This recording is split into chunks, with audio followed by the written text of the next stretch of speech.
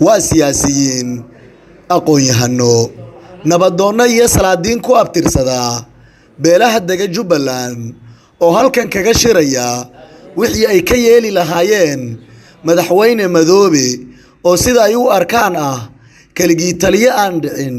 oo ku tagrifala awoodda dawladnimo kaas oo adeegsada qaacida ah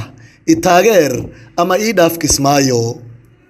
Saddex qodob ayay kulankan uga doodeen kuwaas oo kala ahaa guddiga doorashada ee Jubbaland oo uu madaxweyne Madoobe soo saaray oo laga biyadiiday, waxaana ay sheegeen in shakhsiyaadkii ay weli taagan yihiin balse magacyadoodii isdaba maryayn iyo wax ka reebid lagu sameeyay. waxaana magacyadaasi ka mid ah Mursal Siyaad Maxamed oo isdaba maryayn lagu sameeyay lagana dhigay Siyaad Maxamed Mursal, taas oo ka dhigan in qofkii uu yahay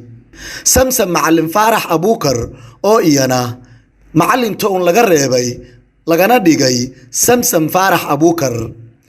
isla markaasina ah isla ruuxii la magacaabay 23 Maarso 2019. waxaa sidoo kale magacyada ay muranka ka keeneen ka mid ah Maxamed Cismaan Yuusuf oo laga dhigay sida iyagu arkaan Maxamed Cismaan Gaab,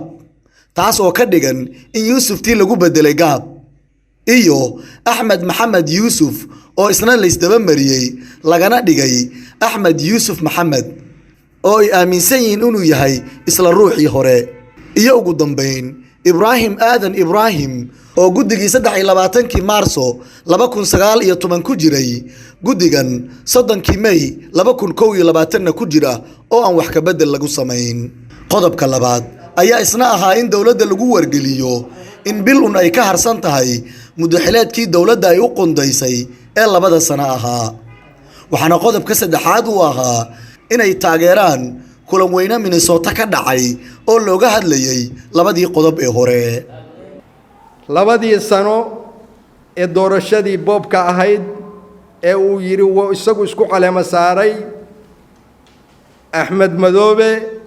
xabisha 7 ayaa ka harsan. waxaan codsanaynaa in loo soo jeesto arinta iyada ah shacabkana loo dhagan nuglaado. waqtigaasi waa dhammaaday, shacabka reer Jubbalandna kuma sii jiri karaan arinta maanta taagan. annagoo dawladna ixtiraamayn oo sharci ixtiraamayn oo qaynoon ixtiraamayn inay dawladdan aamusaan iyo Axmed Xambaarsiis nooga darto nooma qaadmayso. haddii wax la soo saari waayo Soomaali baan nahay, xor baan nahay, dad deegaan oo collection aan nahay, qabiil ma nihin. ogaada inaan maamul gaar ah aan samaysan doono. ninka waqtigiisa dhamaaday 2 daqiiqo in loo kordhiyo inaga diyaar uma nihin. haddii 2 daqiiqo loo kordhiyo dhibaatada meesha ka dhacda dawladda federaalka iyada u qoolan. waxa hadlay waa shacabka Jubbaland way shacabka Jubbaland Prime Minister baa u tahay way ku dabaaldegeen way ku soo dhaweeyeen aantay ku tumeen Soomaaliya dhanna saasay ku tahay. waxaan leenahay marka cabashadaas inaad iska dhigatirto ma qabo. baaqa marka ummadda reer Jubbaland ee suldaan leh, ogaas leh, nabadoon leh, aqoon-yahan leh, dhalinyaro leh, urur haween leh, in baaqa ra'iisul wasaaraha uu dhagaha ka furaysto baaqi ummadda kale ka soo baxa guddiga doorashooyinka ka imaadana uu dhagiisa ay u duleelaan. waxaan u malaynaa cadaalad darro waay. waxaa caddaynaya 2 warqadood uu isoo doomariyay guddiga madaxyadooda insha Allah la soo dhigi doono, aad arki doontaan aad daawan doontaan insha Allah. qadka aan ka hadlayo waqti xaadirkan ayaa la soo dhigi doonaa dhammaan jaaliyadaha qurba joogga iyo anaga oo dhan waa isku duubanahay oo ah jileec iyo jareer. waxaan ku soo gabagabeynayaa jaaliyadaha dibadda inaan is ognahay Axmed Madoobena waqtigiisa iyo xilkiisana u dhamaaday. siyaasi Cismaan Aadan Dhuubow oo ahaa wasiir ku-xigeenkii hore ee diinta iyo awqaafta dawladda federaalka Soomaaliya ayaa qudhiisa ka hadlay sida ay wax u arkaan beelaha kulansaday kulankan ee lidiga ku ah siyaasadda madaxweynaha Jubbaland. dokumentigaas midna uu soo baxay 2019 23 bishii 3 kaas oo ahaa kii Axmed lagu doortay baarlamaankiisa ee 3 keen labaad hal ka mid aan ka qaadanayna ahayd ee dulankaa dhacay darteed dad badan ay ku kala maqan yihiin guddiga saas